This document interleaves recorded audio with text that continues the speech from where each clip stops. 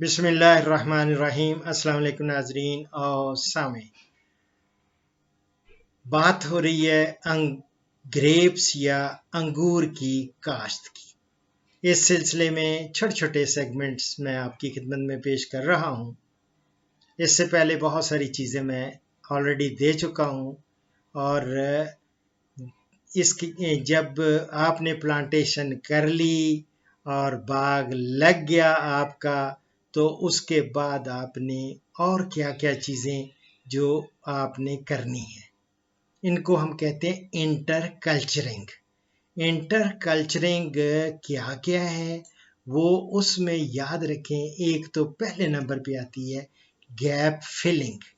ये कोई नॉर्मली जब प्लांटेशन कर ली जाती है उसके 1 महीने बाद आपने जो गैप्स रह गए हैं ना, अगर फर्ज करें कोई पौधा नहीं सही चल सका तो उसकी जगह दूसरा रिप्लेस कर दें।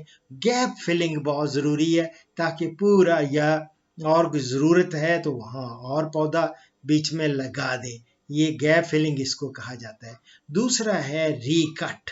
रीकट में ये है कि जो नीचे वाला होता है ना, जो ही पौधा शुरू होता है तो बेसल कट उसको कहते हैं, वो करना होता है ताकि उसकी ज़्यादा बड्स बेस के ऊपर ही ना रहें, बल्कि ऊपर 2-3 बड्स जो है ना वो रखी जाती हैं।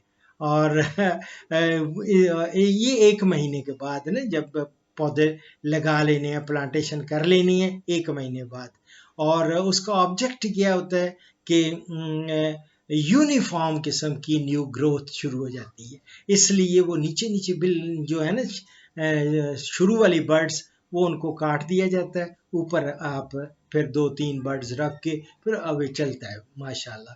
फिर इसी तरह सपोर्टिंग के लिए आप लोगों ने याद रखें, वो तो आपने वो लगाए हुए हैं ना पिलर्स,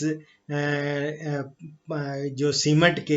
इसी तरह कुछ लोगों ने बैम्बूज गाड़े होते हैं, और बैम्बूज के साथ भी जो सपोर्ट दी जाती है वो बड़ी ज़रूरी है। उसमें देखना है कि जो यंग ग्रोथ शुरू होती है ना, जो वो उनको उसके ऊपर ट्रेन करना पड़ता है, थोड़ा ऊपर चढ़ाना होता है ताकि वो इधर उधर ना पौधा जो है ज़मीन पे ही ना लेट जाए। उसके ऊपर चढ़ाने के लिए आपने ट्रेनिंग करनी होती है उसकी।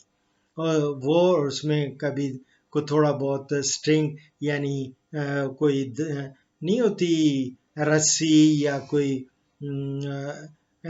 कोई स्ट्रिंग, वो अगर वो उसको बांध देते हैं ताकि वो सपोर्ट हो और पौधा सही ऊपर चढ़ जाए।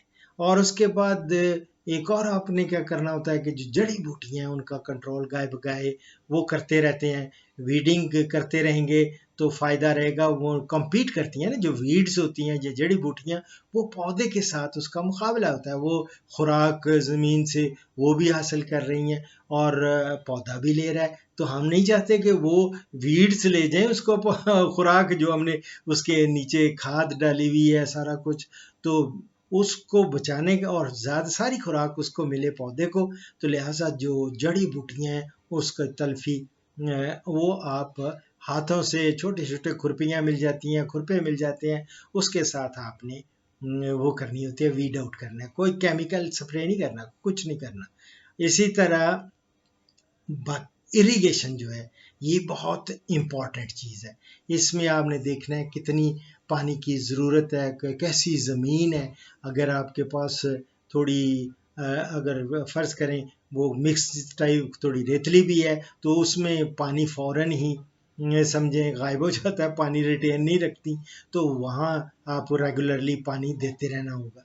और अगर थोड़ी पथरीली ज़मीन है या दूसरी, और मैं आगे चल के बताऊंगा, जब पथरीली ज़मीन पे जिन लोगों ने लगा रखे हैं उनकी फ्रूटिंग जल्दी आ जाती है और बड़े खुश होते हैं, उनको फ़ायदा होता है। लेकिन यह है कि आपको ज़रख़ेज़ ज़मीन आपने इस्तेमाल करनी है। वो मैंने जब इसकी ज़मीन के बारे में मैं एक सेगमेंट किया था तो उसमें बता दिया था। इसके बाद फर्टिलाइज़र कोई शुरू में कोई ज़रूरत नहीं कि जी उसमें NPK फ़लाँ फ़लाँ दें, कुछ नहीं। अभी चलने दें, बिस्मिल्लाह स्टार्ट किया आपने और उसमें आपने जो अच्छी गली सड़ी गोबर की खाद डाली हुई है वही काफ़ी है, उससे वो उसकी ग्रोथ अच्छी होगी। फिर आगे चल के मैं बताऊंगा नवंबर दिसंबर में आपने इनके नीचे खाद कितनी देसी वो खाद डालनी है, और थोड़ा थोड़ा आपको केमिकल फर्टिलाइज़र भी डलवाऊंगा आगे चल के। और फिर जब फूल और जब गुच्छे लगने शुरू होंगे, यूं ही फ्लावरिंग शुरू होगी, उस वक्त फिर आपको एक फोलियर स्प्रे कराएंगे हम, ताकि ज़बरदस्त किस्म के रिजल्ट्स आपको मिले।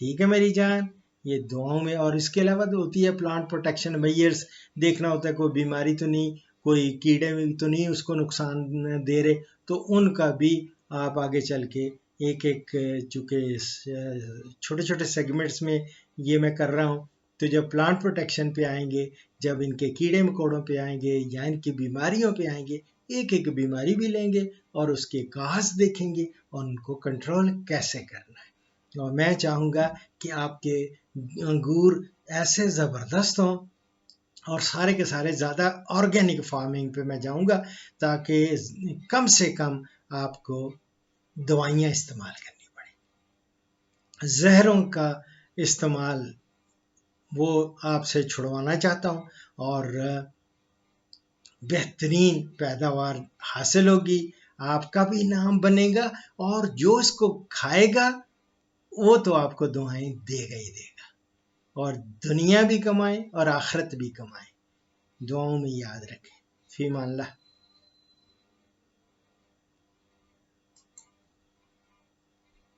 इस प्रोग्राम का इख्तिताम इस हदीस मुबारक पर कर रहा हूँ। हमारे प्यारे नबी हज़रत मोहम्मद सल्लल्लाहु अलैहि वसल्लम का इरशाद गिरामी है, जो मुसीबत के वक्त रुखसारों को पीटे और गिरेबान फाड़े और जाहिलियत जैसे पुकार करे यानी बैन करे, वो हम में से नहीं। ये मैं बुखारी से कोट कर रहा हूँ। दुआओं में याद रखें। फीमल्लाह। पाकिस्तान, हिंदुस्तान और बांग्लादेश से कॉल्स जुम्मा के सिवा रोज़ाना सुबह 11 से दोपहर 1 बजे तक ली जाएंगी, और यूरोप और बैरून ममालिक से कॉल्स शाम 4 बजे से 5 बजे तक ली जाएंगी। इन औकात पर 0333 5121 879 पे डॉक्टर अशरफ साहिबजादा से रब्ता करें। शुक्रिया।